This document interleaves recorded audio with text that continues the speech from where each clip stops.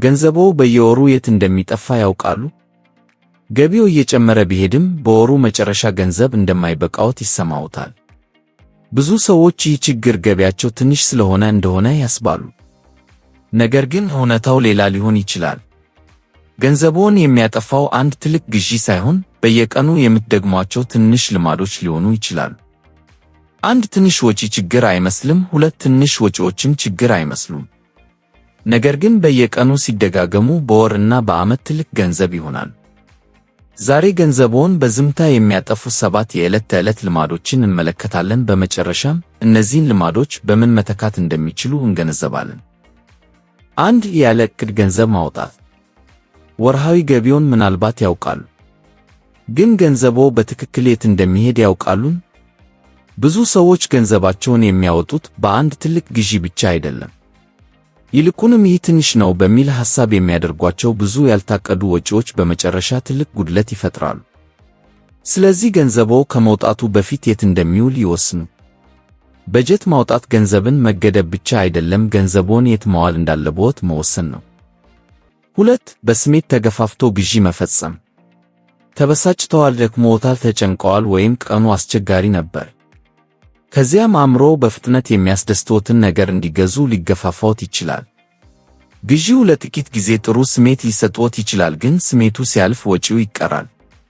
ስለዚህ አስፈላጊ ያልሆነ ነገር ለመግዛት ሲፈልጉ ትንሽ ይጠብቁ። በተለይ ውድ ግዢ ከሆነ ለ24 ሰዓት ማሰብ የሚለውን ሕግ ይጠቀሙ። ጊዜያዊ ስሜትና እውነተኛ ፍላጎት አንድ አይደሉም። 3. ትንንሽ ወጪዎችን ችላ ማለት። አንድ ጊዜ ብቻ ነው፣ ትንሽ ገንዘብ ነው፣ ምንም አይደለም። ይህን ሐሳብ ብዙ ጊዜ ከደገሙት ትንሽ ወጪ ትልቅ ወጪ ይሆናል። ለምሳሌ በየቀኑ ትንሽ የሚያወጡት ገንዘብ በአንድ ወር ሲደመር ምን ያህል እንደሚሆን ማየት ይችላሉ። የሚያስደንቀው የወጪው መጠን ሳይሆን የመደጋገሙ ኃይል ነው። ስለዚህ ለአንድ ወር ሁሉም ወጪዎችዎን ይመዝግቡ። ገንዘቦ የት እንደሚሄድ ሲያዩ መች መቀነስ እንዳለብዎት በግልጽ ያያሉ። 4. ለሌሎች ለመታየት ከአቅም በላይ መኖር። አዲስ ስልክ፣ ውድ ልብስ፣ ውድ መኪና ወይም ውድ ምግብ። አንዳንድ ጊዜ እነዚህን የምንፈልጋቸው ስለሆኑ ሳይሆን ለሌሎች ምን እንዳለን ለማሳየት ነው። ማህበራዊ ሚዲያ ይህንን ግፊት የበለጠ ሊያጠናክረው ይችላል። የሌሎችን ምርጥ ጊዜ እያዩ የራስዎ ሕይወት ያነሰ እንደሆነ ሊሰማዎት ይችላል። ከዚያም ገንዘብ በማውጣት ራስዎን ለማረጋጋት ይሞክራሉ።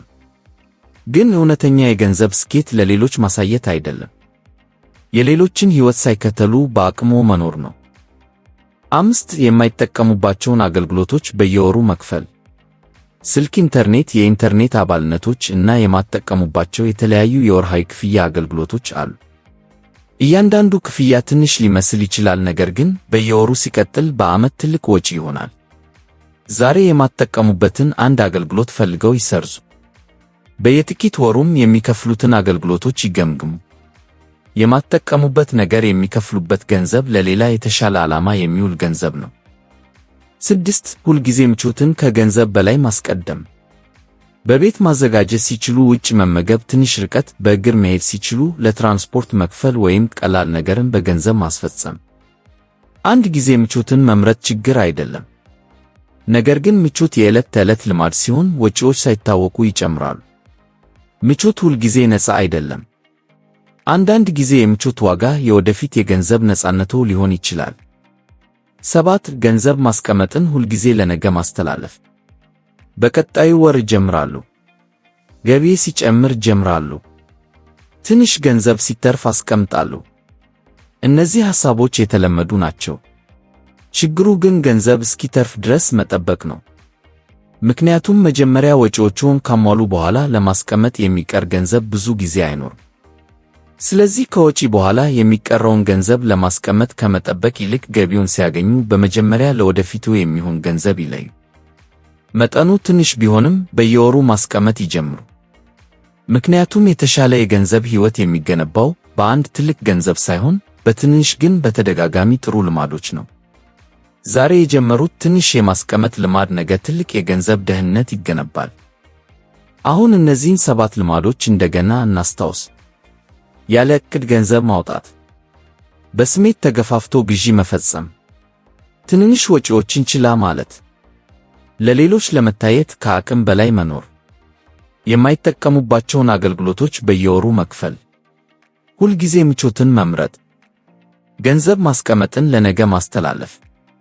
እያንዳንዱ ልማድ ብቻውን ትንሽ ሊመስል ይችላል፣ ነገር ግን የገንዘብ ሕይወትዎን የሚወስነው አንድ ውሳኔ ብቻ ሳይሆን በየቀኑ የሚደጋገሙት ውሳኔዎች ናቸው። የሚያበረታታው ዜና ይህ ነው፤ መጥፎ የገንዘብ ልማድ ሊቀየር ይችላል። ትንሽ ወጪን ማቆም ቀላል ሊመስል ይችላል፣ ግን በየቀኑ የሚደጋገም ትንሽ ለውጥ በጊዜ ሂደት ትልቅ ልዩነት ይፈጥራል። ስለዚህ ዛሬ ራስዎን አንድ ጥያቄ ይጠይቁ፤ ከእነዚህ 7 ልማዶች ውስጥ ዛሬ ለመቀየር የሚወስኑት የትኛው ነው? አንድ ብቻ ይምረጡ እና ዛሬውኑ ይጀምሩ። ያስታውሱ፣ የገንዘብ ነፃነት በአንድ ቀን አይገነባም፤ በየቀኑ በምንደግማቸው ትንሽ የገንዘብ ውሳኔዎች ይገነባል። አእምሮ ምሽጎ እንደሆነ ሁሉ የገንዘብ ነፃነት በየቀኑ በሚያደርጉት ምርጫ ይገነባል።